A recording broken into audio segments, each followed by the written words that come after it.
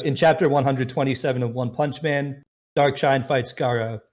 Initially, Garou is powerless in front of the trained muscles of Darkshine.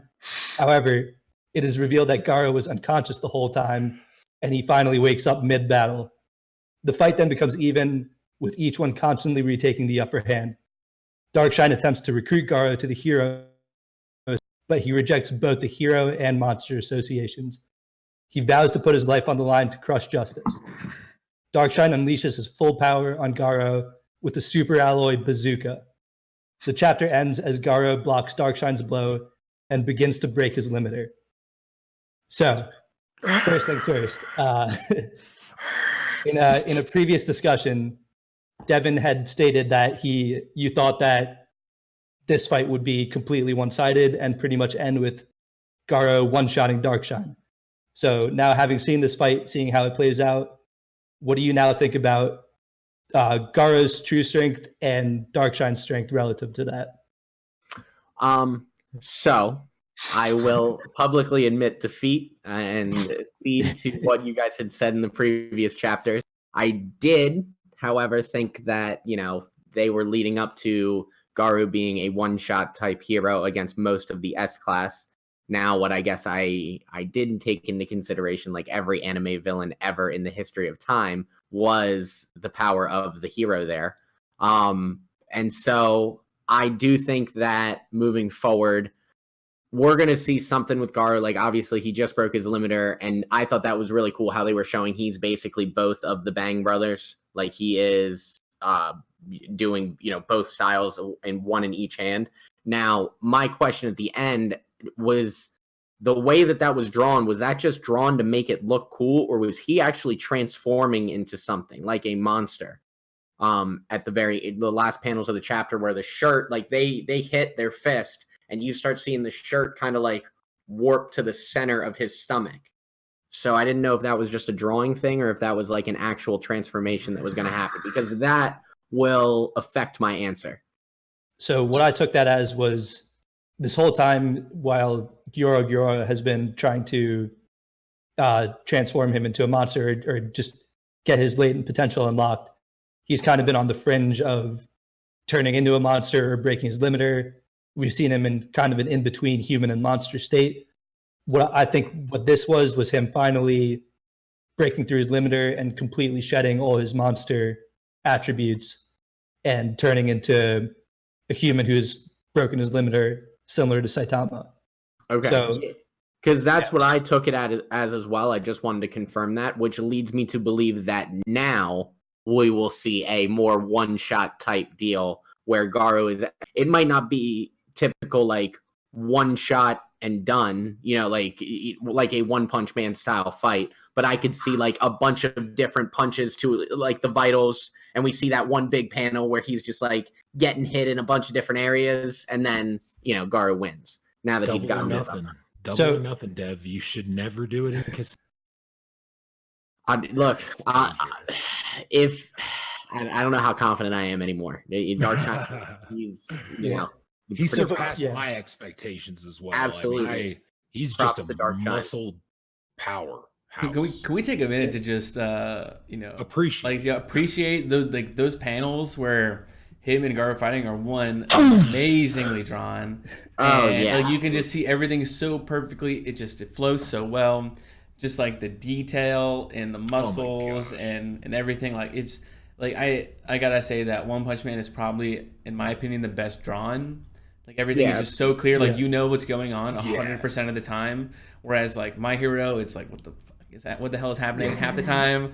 And then the Black Clover, it gets better. I mean, and so forth. So that's because One Punch Man is computer generated drawings. Plus, they also have someone who is just specifically for the drawings. Like, one guy makes the story and one guy draws it. So, but still though, like it's absolutely. It's incredible. I've always thought that it's like arguably the best. I mean, it's like that scene where he runs through, iconic. He shatters the chest. I mean, that's crazy. It's a crazy scene. When that makes my ribs hurt. Right? Come on. Like you're sitting there like, oh, and props to Garou. Let's give him his props as well. That fight got to be tough to get up. Yeah. This dude's a threat. He's a problem, man. Yeah. I mean, I think One Punch Man out of all the series, like this is the one where there really isn't that much of a difference between watching the anime fights and reading the manga fights. Because the manga fights are just so well drawn that you don't lose anything by just reading it and not getting it animated out. Any other fight in any other series, I like to read the manga through, and then when the anime comes out with the fight, I go watch it. One Punch Man, I love watching the fights too, but you don't need it as much. It's just because the drawings really do the fights justice without needing too much more. I agree. There's not really anything that you miss with those. I was hooked after the Zombie Man, that like mini arc with him fighting the vampires and doing that. Like when you really see what he can do with the Zombie Man drawings, beautiful. Absolutely. Yeah. So, I mean, I wanted to talk about the S rank heroes a little bit, especially relative to Garou. So prior to Garou's Limit Breaker, we now know that he's pretty much even with Darkshine, and Darkshine is rank 11 of the S-class heroes.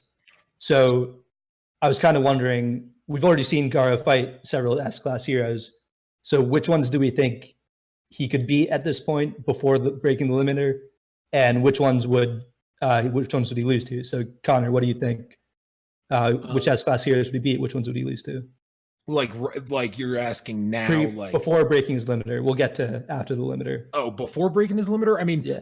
I think it was pretty clear that like when it came to the S rank heroes, he had a much harder time, near impossible time. I mean, like before breaking his limiter, that's got to be the turning point where it's all of a sudden going to show, oh, he's leveled up where S-class heroes aren't going to be a problem. But like before, I mean, was Prisoner, Puri Prisoner, I think he was S-class, right? Yeah, he's the bottom S-class, 17. Yeah. So obviously defeated him. Watchdog he lost to. Yeah. I mean, it's more like who would he lose to before, breaking his limiter, because I honestly don't think there are any besides Puri Prisoner that he could defeat in the S. Maybe Tank Top. Really? I think Tank Top and Metal Bat. Yeah. And then Tank Top's low. Tank Top's one above Puri, so he's 16. Oh man, never mind. I forgot. Who's 12? Who's right below Darkshine? Watchdog Man. But Watchdog Man, we don't really know his true power, right? Because he's probably underrated because he only stays in his one spot. Right, so and he very like high diffed Garou. Now that was a little while ago before, and I'm sure Garou's gotten powerful since then, and even like seen his style of fighting. But I mean, that was a very decisive fight and he really wasn't trying at all. So we don't know how powerful he is. Yeah. Go ahead. So I was gonna say, I think it's also the vastly different fight style. So, I mean, with most of these people, they all have the generally same fighting style besides like their difference in moves, but they're all big and strong, and then quick with that. But that's where we saw Garou kind of reflect on it, and he's like, I've never seen this type of fighting style before, and it's not just something that you can overpower, which is where most of these you can just overpower. So I feel like the S-class heroes that he loses to are the ones with different fighting styles. So obviously like the top ones, because they all have very specific and different abilities outside of, because when you look at the bottom ones, you have Puri, who's just big and strong. Super Dark Alloy, just just big and strong. Tank Top Master, same deal. Metal Bat, I feel like, is in some ways the same way, just really, really strong. And then you start to kind of get into Genos, who is then now has like more abilities with range and strength and so forth. And then you get to like Flashy Flash, Watchdog, just have completely different fighting styles. So like those are the people he'd lose to that are different, not just big and strong. I think he matches up really well against someone like Flashy Flash, though. Like with the way of his technique and everything, he would figure Flashy Flash out. I mean, I know this is like super hypothetical, but like imagine someone with his skill sets in a fight who would, Flashy Flash would get to him at first and start hitting him, but eventually he would start his fighting style of using that momentum, like the water style or whatever, would be easier against someone like Flash. Technically, even like Atomic Samurai, and I love Atomic Samurai, but I think he matches up meh with him. I think the weapon is something that is good, but if he was able to like angle that weapon or whatever and use his technique, he'd also be able to beat him too. But someone like the ESP Tornado, even after the Limit Breaker, which I know we're going to get into that, I don't think he matches up well against someone like that. No chance at all. No chance at all. But someone like Metal Bat, who he had a very good fight with, he's head and shoulders above like a Metal Bat now, I would say. Oh yeah, but absolutely. Here's an interesting one though. So Drive Knight and Garou are both people who seem like they can take advantage of the situation and beat people who might otherwise be stronger than them. You know, Drive Knight, he gathers all the intel before the battle, and he uses the optimal strategy in order to win. And Garou just constantly is figuring out his opponent's style in order to find a style that works to defeat them. So who wins in a matchup between the two of them? And assuming both of them have had time to prepare for this fight. So if you're gonna give Garou his limit break, now granted it's just the beginning of his limit break, whereas now we see Saitama years after, or assumingly years after his limit break. So I mean, if it's like right after the limit break where he's like nowhere near Saitama's level, I could see Drive Knight doing it just because of all the extra things that he has, and he's able to. I don't think it's so much about gaining the intel beforehand, because like there's like how much intel could you get on him besides knowing that he like learned from Bang, and you know what is it, like he's, I guess, unless he could get the intel that he's learning from every fight and like picking up the moves and the fight styles from every other person that he's fought, I just don't see how Drive Knight could potentially gain that intel. So the only reason I would disagree with that is I would say because Drive Knight is how he plans so much, if you gave him time to collect intel, that would be the deciding factor. So if you told me that there was going to be a fight where he was fighting Garou, he had, let's say, a week to gather as much intel, create a plan, go there. And during that fight, Garou was not going to surpass any limit. Like what you got during that fight was what Garou was going to be at. Drive Knight would win. But if at any point Garou unlocked something that Drive Knight wouldn't see, that point I think Garou would have the one up on someone like Drive Knight, who does kind of plan for every backup situation possible. The only way you beat Drive Knight is to catch him with something he doesn't know. To come up with something like organically in the moment that he has no data to even touch on. Yeah.